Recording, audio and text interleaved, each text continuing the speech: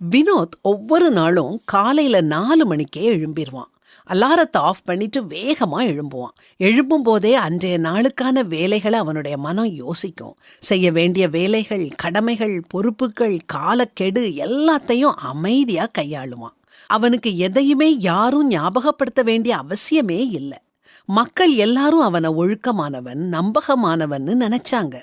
திங்கட்கிழமை காலைகள் அவனை எரிச்சல் படுத்தாது. இப்படி அவன் தன்னுடைய அன்றாட கடமைகளை நேர்த்தியா செஞ்சுக்கிட்டு வந்தான்.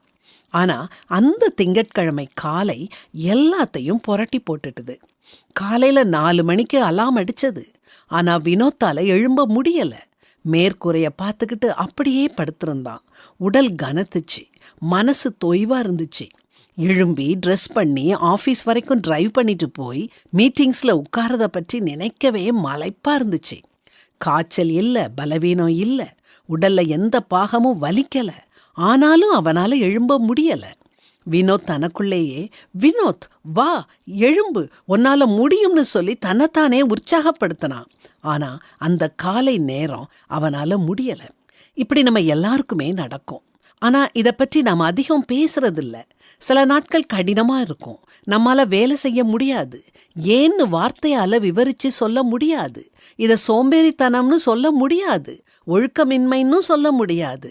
இது ஒரு விதமான சோர்வு. இது தவறு இல்லை. இப்படிப்பட்ட நாட்கள்ல சும்மா இருக்கிறதே நல்லது.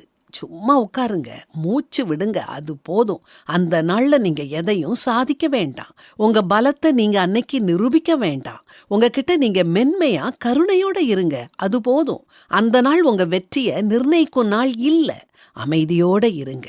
கடவுள் உங்களுக்கு அமைதியையும் ஆறுதலையும் தருவார்.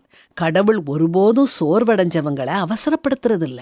நம்ம ஓய்வு எடுக்க அவர் அனுமதிக்கிறாரு. நீங்கள் அதிகாலையில் எழுந்து நேரப்பட வேலையிலே தரித்து வருத்தத்தின் அப்பத்தை சாப்பிடுகிறதும் விருதா. அவரே தமக்கு பிரியமானவனுக்கு நித்திரை அளிக்கிறார்.